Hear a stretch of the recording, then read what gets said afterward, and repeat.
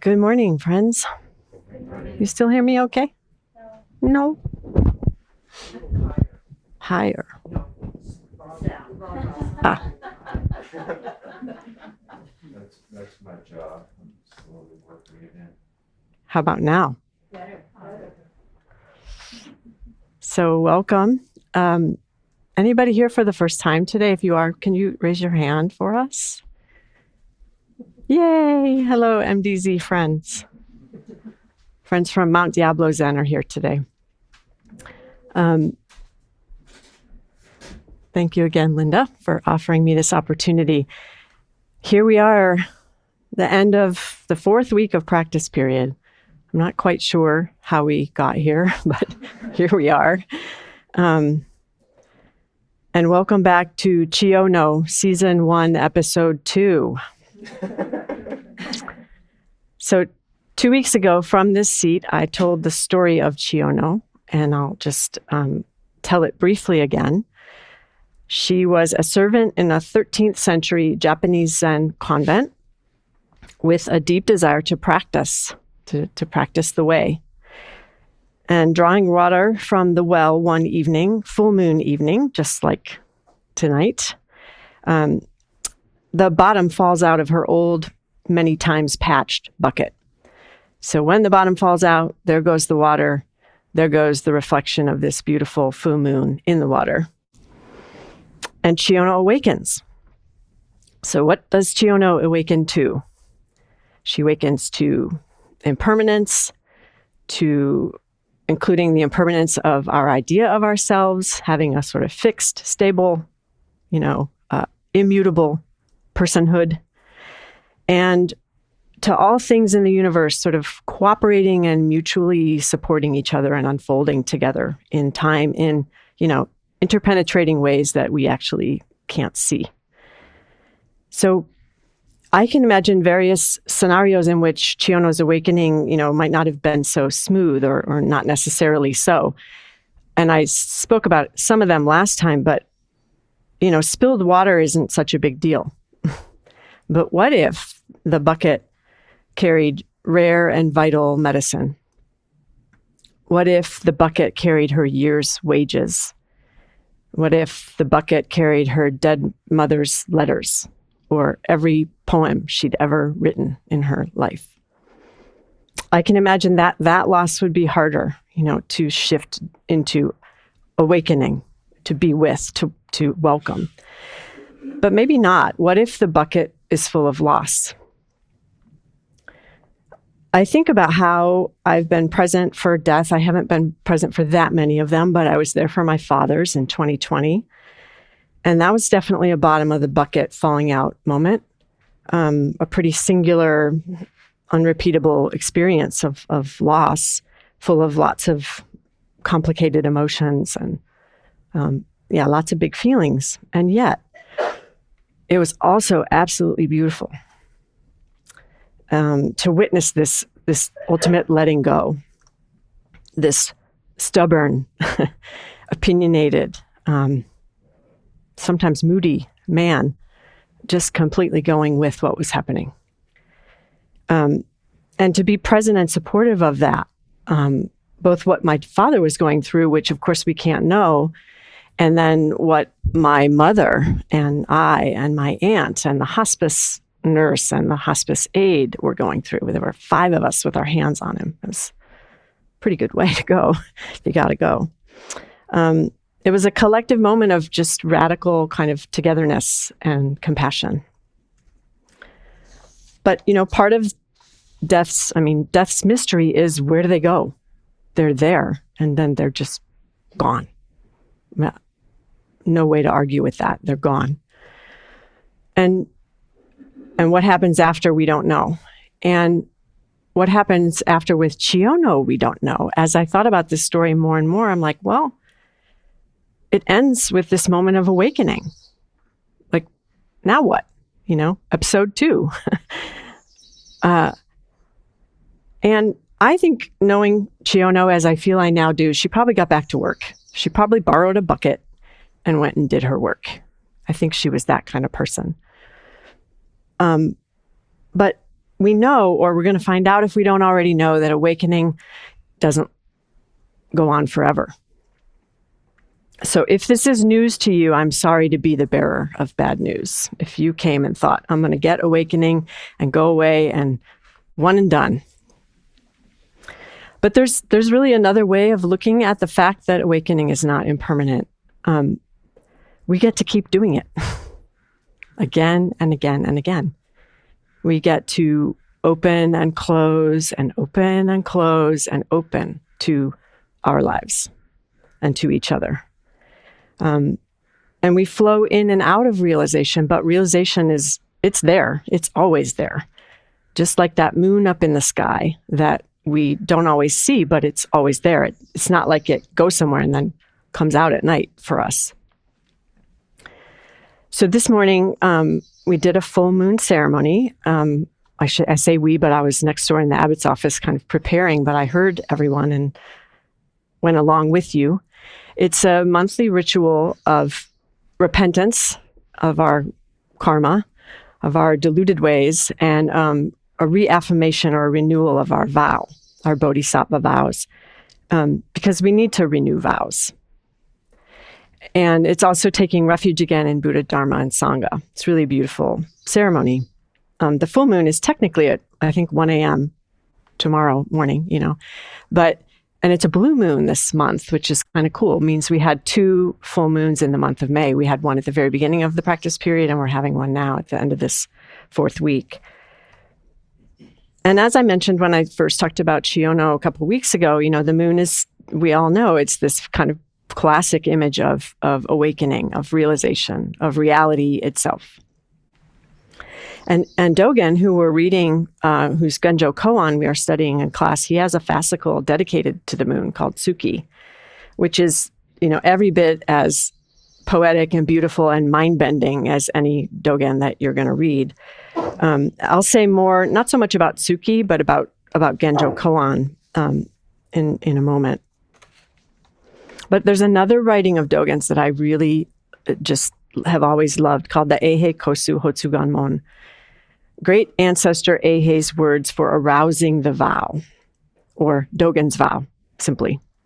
And I'm going to read the way that it starts, and a few of you in here I know have it memorized, and if you want to join me, you can join me. We vow with all beings, from this life on throughout countless lives, to hear the true Dharma, that upon hearing it, no doubt will arise in us, nor will we lack in faith, that upon meeting it, we shall renounce worldly affairs and maintain the Buddha Dharma, and that in doing so, the great earth and all living beings together will attain the Buddha way. Wow. I mean, you don't get more inclusive than that.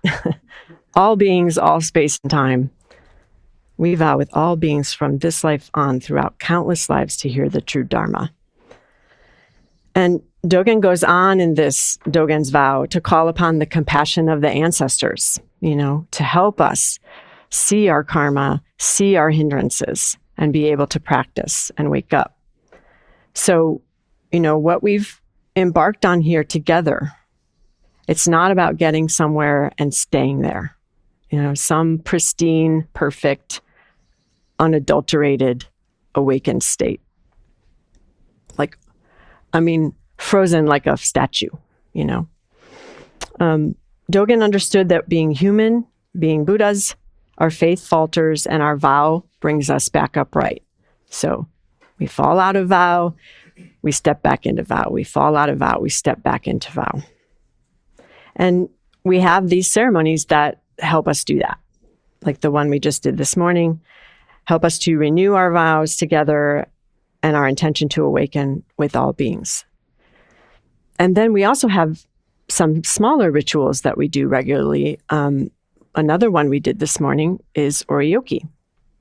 So I know that we have some newer people in here, and we also have people who've really been familiar with oryoki, but I want to describe what it is for those who may not have any idea what I'm talking about.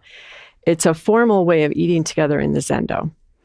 And we we each have our own set of 3 bowls and utensils that we use, and it's wrapped in cloths that all have a particular function. And we come in with our bowls and we all unwrap them together and set them out in a very particular way in front of us here on the tan. So we're eating in here in the zendo. All of this happens, in a kind of ceremonial silence and very choreographed. And then there's some servers who are going back and forth from the kitchen, who bring in the food, who portion out the food into everyone's 3 bowls. Everything is eaten. And then hot water is brought in, poured into the largest of the bowls, which is called the Buddha bowl. And each person at their place uses that portion of hot water to wash all 3 bowls of theirs and their utensils. And a little bit of water gets drunk along the way by each person from their bowls, generally speaking. And you end up with a little bit of water in your smallest bowl, which then gets offered to a communal collection bowl that the servers come around with. And then that gets offered to the garden. So at the end, we wrap our bowls back up, and everything looks exactly as if nothing had happened, only our bellies are full. And sometimes I can feel the warmth of the bowls when I pick my bowls up again. So about that washing water, I got to thinking about it. And, our water comes from the Mokelumne River watershed, east of the Sierras, which I just read is in good shape, after our weird winter and March heat wave. It comes from there, travels by aqueduct and all these engineered ways for it to come here. Thanks to you engineers. Goes through the city pipes, comes through Berkeley's pipes, comes out the tap. The head cook puts it in kettles, puts it on the stove, heats it. Servers bring it in here to us, goes in everyone's bowl, then goes in people's bodies, then goes back into a bowl, then goes out into the garden. And today, actually, this morning, Greg was sitting next to me and we both sipped at the same moment. And I thought, we're sipping the Mokelumne River watershed together, because I knew I was going to point this out. But when you think about it, it's completely dazzling that. It's just a miracle, actually. And it's also just a wonderful illustration of what I think, Dogen is trying to point out for us in the Genjo Koan, which is, we're always connected to everything else, even when we don't see it, distinct but inseparable. So, Mokelumne River watershed, me drinking my little bowl of water, 2 very different things. But without one, you don't have the other. So I'm going to read one of the more straightforward but very, very often quoted passages from Genjo Koan. Enlightenment is like the moon reflected on the water. The moon does not get wet, nor is the water broken. Although its light is wide and great, the moon is reflected even in a puddle an inch wide. The whole moon and the entire sky are reflected in dewdrops on the grass, or even in 1 drop of water. So most of you know by now that I'm a poet. So as a poet, I really love Dogen. I've always resonated with him. But I can be bewildered by his words just like you. He writes, against our traditional ways of conceptualizing things. And you just have to kind of surrender and go along for the ride in the way that you might in a Dharma talk, in the way that you might, when you're hearing a poem. But it can really be helpful to get guidance from those people who have really steeped themselves in Dogen or who've spent time translating him. And one of my favorite people doing that work is Shohaku Okamura, who I just feel really does a great job of putting it in these kind of terms I can grasp. And I'm a big fan of this one, the Realizing Genjo Koan. So I've been reading it along with the book by Shinshu Roberts, which is also, I think, a great approach to Genjo Koan. And Okamura says, we should not cling to any logical or philosophical concept when we study Dogen. His teachings are meant to reveal to us the reality of life immediately within our ordinary day-to-day lives. So, while deeply poetic, Dogen is also very practical.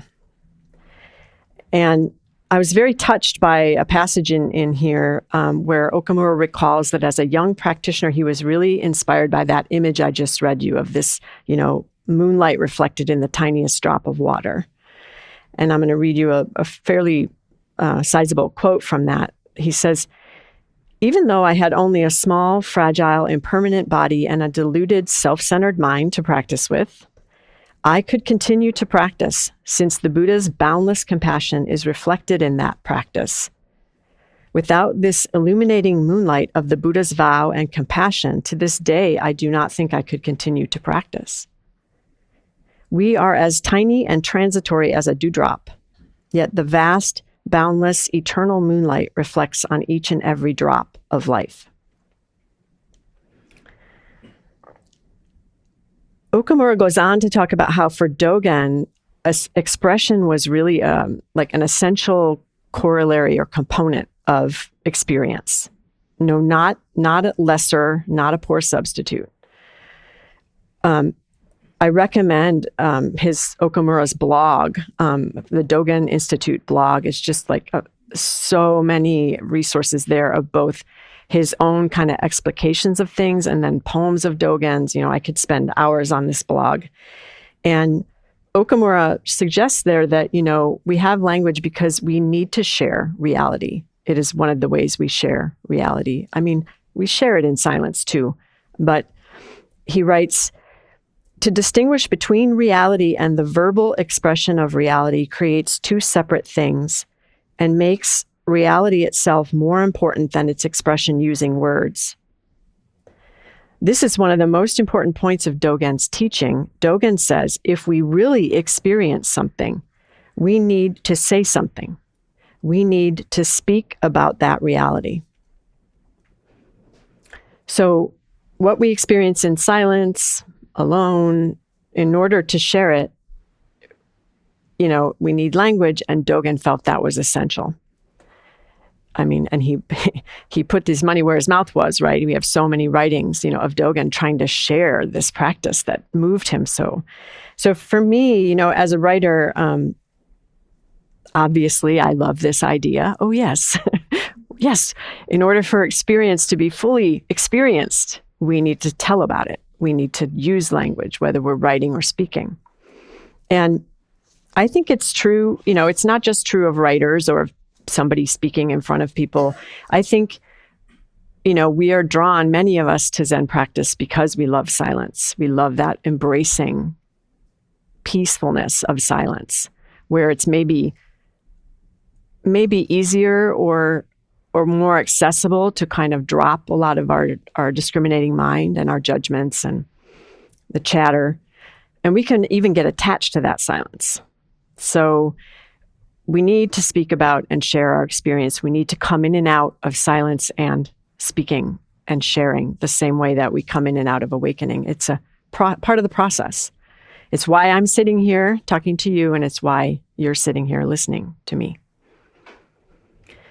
So I want to pivot for a bit back to the moon, the literal moon, not the metaphorical moon. Every single one of us in this room has a relationship to the moon. It influences our oceans. It influences our bodies, especially the bodies of women. And we can relate to Chiono's story, I think, in part because it's this like symbol that we all have access to. We all see in its changing shape. And notably, we say moonlight, but I think this came up the last time I talked as well. The moon doesn't make its own light. The moon is lit to us by the sun, and I guess a little bit of other light sources, but mostly the sun. And we're seeing the reflection of the sun's light. That's what we're seeing. That also I find to be kind of a helpful image to dwell on, because it reminds me of how we as humans, we depend on each other for our light. I don't know about my own light if I'm not in relationship to others. I need that reflection. And I've always felt, I don't know how to describe it, even sort of like a very primary connection to the moon, because I actually was in the womb in July of 1969 for the first moonwalk. So being a poet, I've always felt like, oh, there I am, in the little like space of the womb, and they're up there walking on it. And I tried for a long time to write poems about it. I think I finally did get it into one of the poems that's coming out in the book in July, and I'm happy about that. But I found myself really, really riveted by Artemis 2, the recent mission to the far side of the moon and back. It's actually pretty unusual for me to care about or pay attention to space travel. I'm not like a space travel junkie in the slightest, but I was completely riveted. I couldn't look away. And the more I watched, the more riveted I was. I know it's what my heart needed. And I think it was what a lot of hearts needed, because we are living in this time where I think so many of us are feeling like things are spinning out of control and falling apart at a pace that we can barely grasp, barely understand or keep up with. So who here actually watched or saw? Oh, good. Wow. Okay. I get to tell some people about it. I'm actually going to pass around a photo and say some things about it. You'll all be able to see this when I pass it around. This is the moon. This is us. This little teeny tiny crescent of Earth. And it's a crescent because the dark side is, experiencing night. And there are so many pictures if you go to NASA. So I'm going to hand this to my Benji Jeff, and then just do your best to kind of catch everybody. And we'll have it like out at tea, anybody who wants to see it. But these pictures, they're mind blowing. I mean, it's bonkers to think about. We're the little tiny crescent and the moon is that big from that perspective. And there's a really great one of one of the astronauts. There was one woman on this mission, and her braids are like, like Pippi Longstocking, and she's looking out the window, and you see out the view. So just for a moment, as the picture makes its way around, I just want us to just like imagine. I mean, they were in this, collectively imagined together. They're in this very small aircraft. They could barely do anything. It's like, I don't know, if we had 10 people in the BZC kitchen at the same time trying to do something, right? They were intimate with each other. They could barely move without touching each other. And yet they're going to the far side of the moon where no one had ever gone before. And when they came back, they drifted back, pulled by Earth's gravity. They just drifted. I mean, of course, they were, NASA ground control knew where they were at all times. But I just to imagine the courage, the leap of faith that would take to say goodbye to their families. They all had families. Some of them had kids, and trust that like they were going to come back from this mission, even knowing that sometimes people didn't even make it, very far off the ground, right? We all saw the Challenger. So astronauts, they know this freedom of this feeling of like being a teeny tiny thing in the vastness. I mean, it's like the job description. And I feel like I've tasted it. And I've tasted it a lot of different times. A time that I want to tell you about is being at the bottom of one of my favorite places on Earth, the Grand Canyon. So I have a really vivid memory of the first time I did that. I mean, it's funny because when I was a kid, my family went there on one of those like family road trips in the minivan. We drove all the way out west and went to a bunch of places. And the story that my mom loves to tell, and that's funny now, is apparently I was really riveted by a book. Just staying in the car. Nope, don't want to go look at that vista. That's this family story, whether it's myth or true, I'm not really sure. But I do know that I was like, I had a like boyfriend back home, and I was like, what am I doing on this trip with my family? And I did want to read. So it's likely maybe I did that.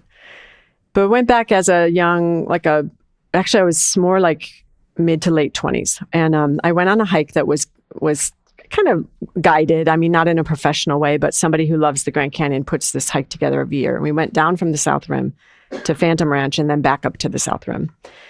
And it was hot. It was July, and I lived in New Orleans for a while. I know hot, I know hot. This was hot. And when I came down finally to the bottom and reached Bright Angel Creek, and I just instinctively like took off my bandana and put it in the creek and took off my hiking boots and put my feet in the creek, it felt like, life-saving, like literally life-saving. And it is literally life-saving. Every year in the Grand Canyon, every year people die of heat exposure or hyponatremia because they drink too much water or not enough. So it was this really profound experience of being just 100% like in my body, in the moment, fully immersed in this environment. And actually, probably at that spot where I was, I don't think I really had a great view of like the vastness, but I had seen the vastness coming down the whole way. And then I was at the bottom of the vastness. And my mind had been doing what minds do. And, it's too hot, it's too uncomfortable, I'm hungry, I'm irritable, my feet are killing me, blah, blah, blah, blah, blah. But there I was. And that creek, greeted me. And after just putting one foot in front of the other, comfort arrived and everything changed. So like in that's not a metaphorical moment of relief. That is like what actually happened and truly my body feeling like, I'm not going to die here. And, really realizing I was part of this vastness and that it included, suffering and relief, pain and blessings, safety and danger. That was all bundled in it. And the canyon, it was quite clear. It is quite clear. It doesn't care if I live or die, not in the slightest. And that was okay. That was completely okay. That was actually part of the feeling I was having of being in the vastness. So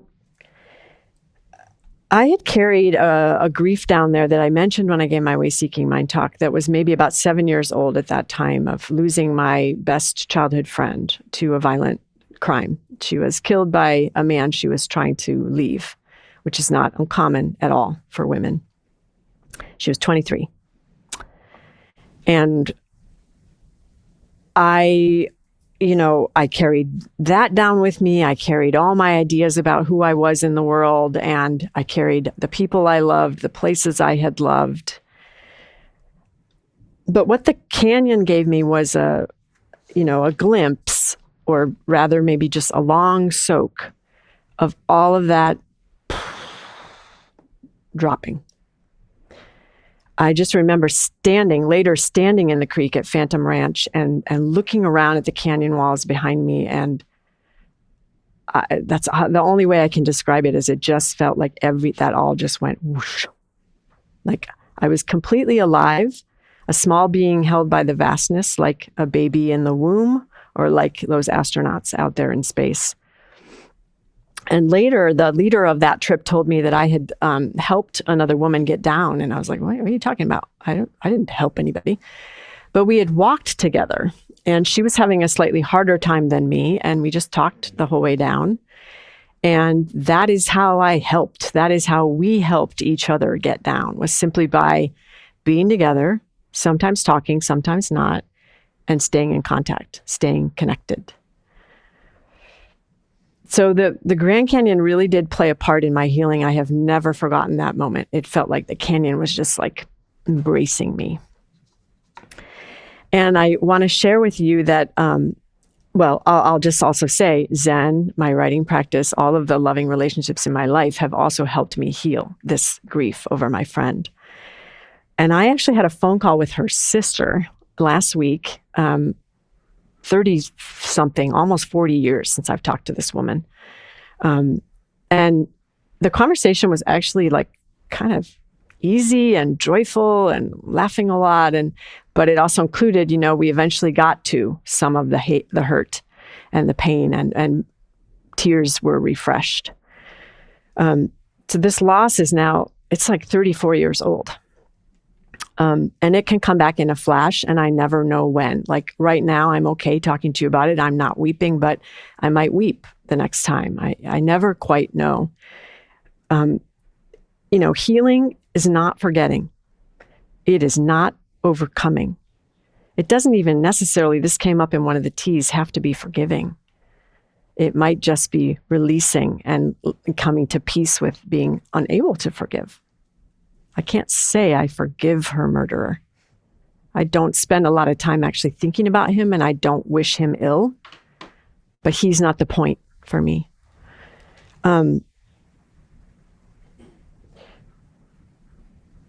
So in my experience, what happens is sort of space gathers around it. Space gathers around the loss, and you can breathe with it. You can be with it. It's something you can abide. And when I think about that moment at the bottom of the Grand Canyon, and I've written about it too, I feel like there's not really a word I can give it. Like, there's no bucket that contains what I felt in that moment. We have language, and I said earlier how Dogen felt it was very important for us to put words to our experience. So I'm trying, but we may need a lot of words, But one word that strikes me as, yeah, I can live with that one, is sort of just wholeness. I feel that not even just my pain over losing Tracy and what happened to her, her losing her life, at 23. All of my pain, that pain and all the others, and then all of my joy was actually there in that moment. In the same way that I sort of experienced when my dad died too. I can't say there was not joy. I cannot say that to you. There was this feeling of wholeness, of embracing everything that was present. So I feel like my bucket of loss kind of broke down there at the bottom of the Grand Canyon. And it's happened multiple times since then. I was able to go on this trip a few more times. I've also hiked from the North Rim down to the bottom and back up at the south. I've gone rafting with Mary. It's that place, holds a lot for me. And how I felt there also is expressed I feel well by this verse that years ago Sojin put on my raksu of Hongzhi's, which I'm going to read to you. Surprise, surprise, it refers to the moon. And just to say, Hongzhi, he's an 11th century Chinese ancestor. And when we chant our ancestors' Japanese names, he's Tendo Shogaku. I actually didn't know that until fairly recently, that he's included in our ancestor chant. So here's the verse. Empty with enduring spirit, pure with enduring illumination, clear and white, reed flowers and bright moonlight are mixed together. Oars pulled in, the solitary boat drifts past without difficulty. So I watched this Artemis II mission obsessively, as I told you. They did these live interviews from space. I mean, that was not only touching, but funny, because the mic is floating around. And also there was a delay. So they would be talking to each other and kind of chattering while you were hearing sound. And then there'd be this long delay where they're all staring. And then they would start talking. Just so fun. And then there's the splashdown near San Diego and the long, very meticulous effort to get them out of this aircraft and then get them to the aircraft carrier where they then were medically cleared, I mean, these people are Buddhas. These astronauts are Buddhas. And at one of the Shusotis, a Sangha member noted how they like to find the Dharma, outside formal Dharma places, and I really resonate with that. I have always felt that is the way it should be, actually, that Buddhas don't necessarily know they are Buddhas and they go on actualizing Buddhas. So I think of it as sort of like the open air, temple of our daily lives. And so there were 4 astronauts, 1 woman and 3 men. And in their first public appearance, I remember I was actually at my mom's visiting my mom, and she ultimately got tired and went to bed. And I still was waiting for this post-mission statement that they were going to make. I think that was the next night, actually, because they needed to get medically cleared. But they all were on stage, and much of what they said it just feels like Buddha Dharma. It feels like the expressions of the jewel of the Sangha. It feels like it's in line with Dogen. So I really want to share their words with you. I'm going to share something each of them said. So first was the captain, Commander Reed Weissman. And he said, It's a special thing to be a human, and it's a special thing to be on planet Earth.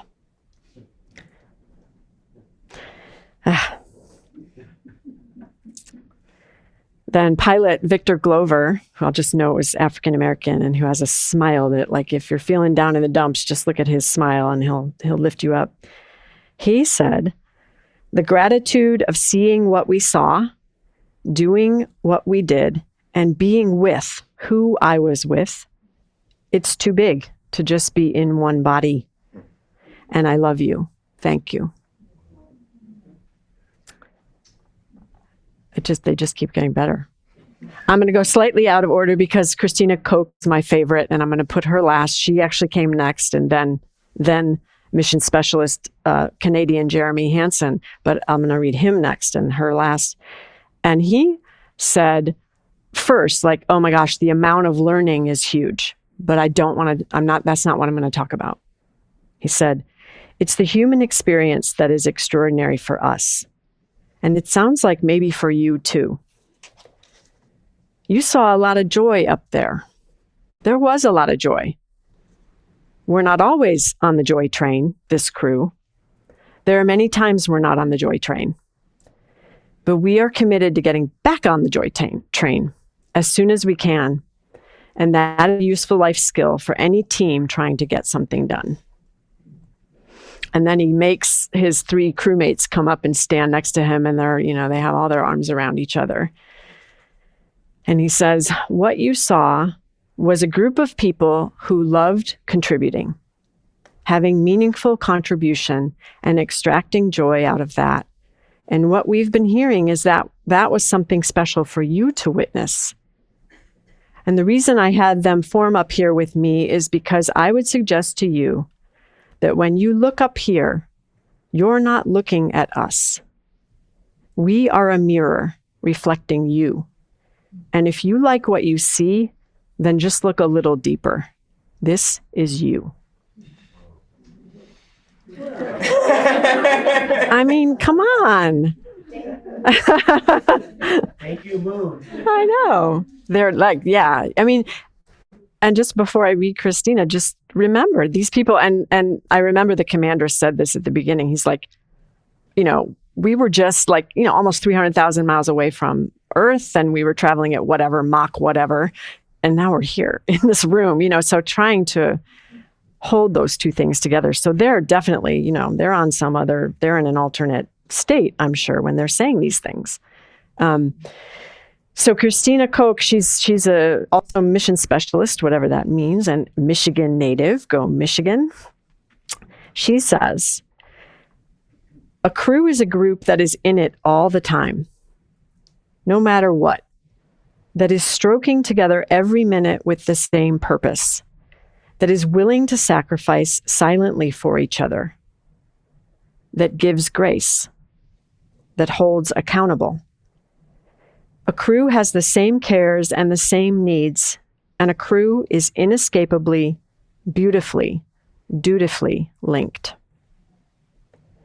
She describes then what struck her the most up there was how really it's the darkness. It's this immense darkness, and Earth was, she says, this like a lifeboat hanging undisturbingly in the universe. And then she kind of pauses and she goes, uh-oh. And I don't know if the uh-oh was like, I'm about to get emotional, or I don't remember what I was going to say, because she was the one who said, I actually prepared, I thought about this because I couldn't sleep last night. So I did prepare some thoughts. And she wasn't reading. So I don't know if it was like, or maybe both. I'm having some feelings here, or I don't remember what I was going to say. But she recovers and she says, I haven't learned everything that this journey has yet to teach me. But there's one new thing I know, and that is, planet Earth, you are a crew.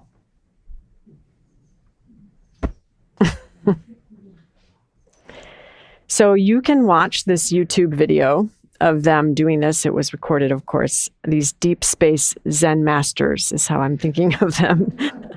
And I recommend it and would be happy to, send out the link. I mean, be prepared to, I think, weep happy tears. And in the meantime, I just want to leave you with, these words here on earth, in this place and time together, held undisturbingly by all that we cannot know or see. Life is a joy train, and we are a crew. You, me, Chiono, Dogen, Hengshi, 4 astronauts, all Buddhas, all beings. Buckets of loss, reflected moonlight. Let's keep walking the dusty trail and cool our feet in the creek together. And I love you. Thank you.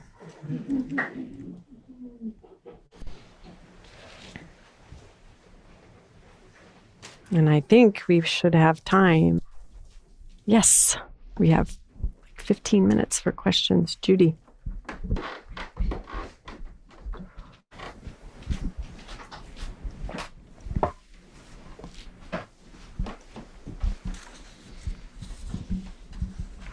And if the moon thing didn't make it all the way around, please keep it going.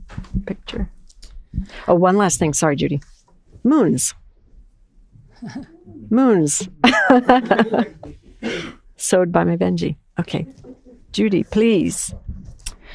Well, thank you so much. So, Colleen, from one who had an aspiration in my 20s to be an astronaut and was doing stuff, including flying on an airborne observatory, astrophysics, rocket science, all that stuff. Wow. And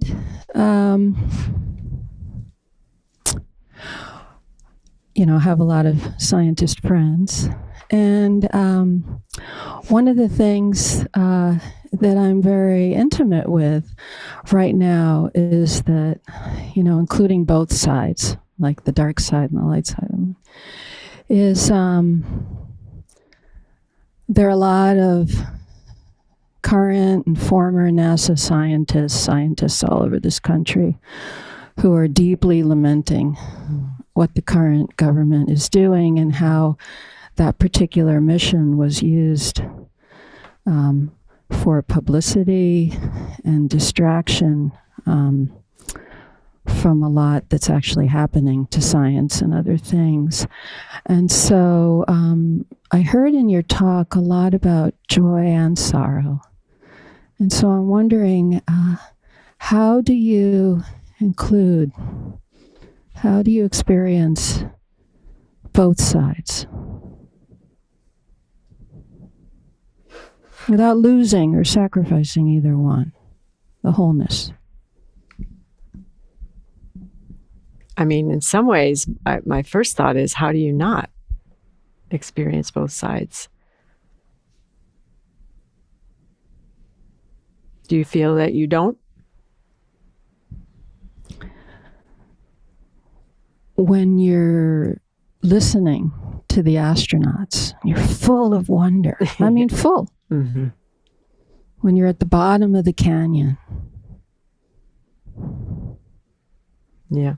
And if it's okay to go there, my own intimacy with violence and loss. As we did in this very Sangha when Nancy was killed just across the way, and what to do with the young man who was 18, I think, at the time. Yep. How do you hold, well, we can call that person a murderer, but how do you hold the wholeness? Yeah. I think you just keep asking yourself that question. I think that's the only way to answer it, actually, is to ask yourself, how can I hold both sides? And maybe you can't always. I mean, maybe you can't sometimes. You're only with the joy or you're only with the loss. And then I think that's okay too. That's as it is. But the question itself is an invitation to yourself to hold it. I'm glad we can hold that question together. Thank you.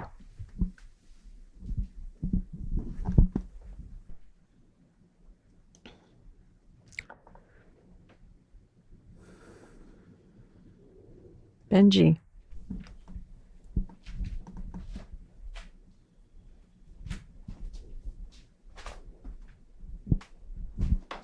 I too have a Grand Canyon awakening story. Mm-hmm.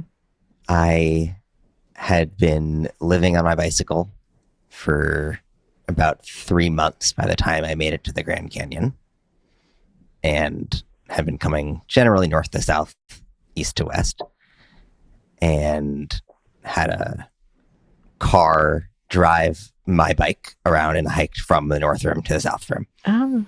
And when I got to Phantom Ranch, I was a solo diner, and they put me at a table with 12 Mennonites. And I'm sorry, 11 Mennonites. And there was 6 siblings, all with their partners, but one of them was widowed. And so I was the 12th in their dining party, and just getting to experience that connection of going from being, very alone and intimate with just this, to then having this very social but religious experience was truly beautiful. I'll bet. Sounds like it. They welcomed you. Oh yeah, very much so. Did they have the steak? I don't recall. It's pretty much steak at Phantom Ranch. There must be a vegetarian option. I did not eat steak. It's a lot of steak. I did not eat steak. And then after another, 6 weeks of biking, I then flew back to New York on a cloudless day and was looking out the window and traversed very clearly. I could see many, many landmarks that I had just biked through that took me about 2 months to bike through, and then flew through in about an hour and a half. Yeah. And so there was just this huge collapse of space and time in that moment. I just wanted to share that. That is beautiful. Thank you. I can attest to the wonder of seeing things at the speed of being on a bicycle going through them. But how lovely to also then get that other vantage point. Yeah. I don't see anybody online yet. Please speak up if you do get a questioner online, because I can kind of not see that well. Any other comments?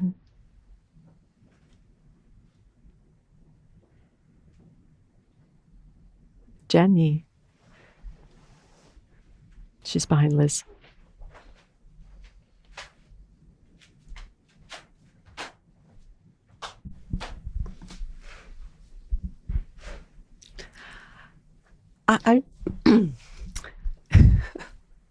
So this is it on? Can you hear me? Yeah. Okay. Yeah. And your whole, yeah. I'm intrigued by how you talked about Dogen's saying it's so important to put words to experiences. And I'm sort of feeling that now. But I'm finding it hard. And I'm also kind of, and I sort of understand why it's important. But then again, I'm saying, well, I kind of would be interested to hear you explain why it's important, if it can be explained with words. Maybe it can't. And maybe any advice that you might have to someone who's just starting to do that. Yeah, well, I think I've said in another talk that I gave where I talked a lot about my writing path and my Zen path, that like for me to write things down first, it's so I can actually understand what is going on inside, both in my heart and in my mind and in my body. All like it's become a kind of a way, for me to even bring out what's happening inside. So there's writing for you.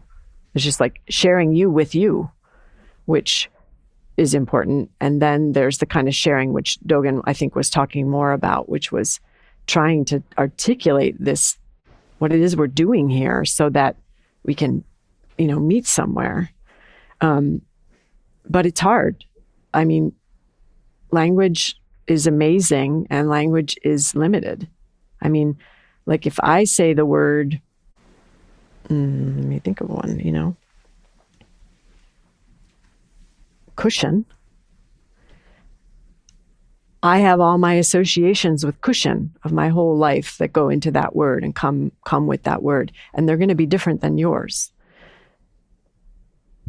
So, you make your effort, and this is why we have to often go back and forth. And I mean, it's kind of amazing to me, both in the writing realm and in the spoken realm, how often we misunderstand each other.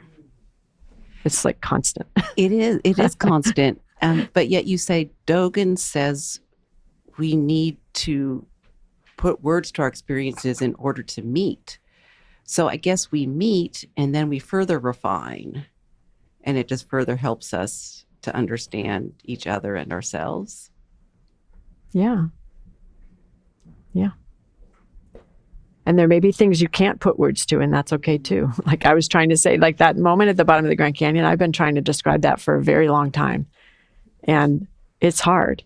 And I end up having to use kind of a lot of words because it's a kind of a wordless experience, but completely exactly. vivid and clear. Yeah. I see Mary and I see Linda. Maybe Mary's just close. Oh, and then Micah. Thank you for your beautiful talk. This is just a comment that I don't think it's an accident that desert cultures have developed a ritual of full immersion in water as a symbol of rebirth. Mm-hmm. Because you, in a desert environment, when you go into water, you come out different. Mm-hmm. It is completely changing. Mm-hmm. Yeah. Linda next, I think, and then we'll go to Baika.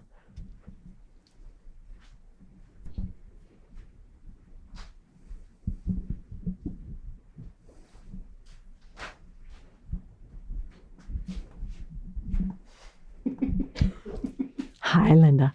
That was a lovely experience listening to you this morning. And this talking about words, thank you for bringing that up, has kind of made me want to say something too. So I wanted to say that maybe Dogen meant that it's necessary to connect, to communicate. Words are so powerful for us, like it's the human superpower. Yeah. Complicated, and so words, important. But it made me think of this, but a lot of the Zen stories have the connection made in gesture or some other way. It made me think of a Zen story that always sticks in my mind, which is the parents are worried about their son. He's going bad. He's going wrong. They call a Zen master and they say, please come and stay with us for a little while and try to help our son get on a right path. He says, okay. He comes, he stays 3 days, and he doesn't say a word to the son. And the parents are, like, what kind of a master is this? And, he just lives with them. And then as he's about to leave, it's sort of a courtesy to get down and lace up the straw sandals or something, which the son does this. And at that moment, the Zen guy looks in the son's eyes, and a tear comes out of his eye and falls on the son's shoulder. The son changes. Anyway, I think that words mean all kinds of ways of connecting, coming out of isolation. Yeah, thank you so much for that. That's such a beautiful thought. There's wordless words, I think, right? Yeah. Like, wait for the mic, if you could. Is there one online? Okay, after, yeah, I see we have a hand online.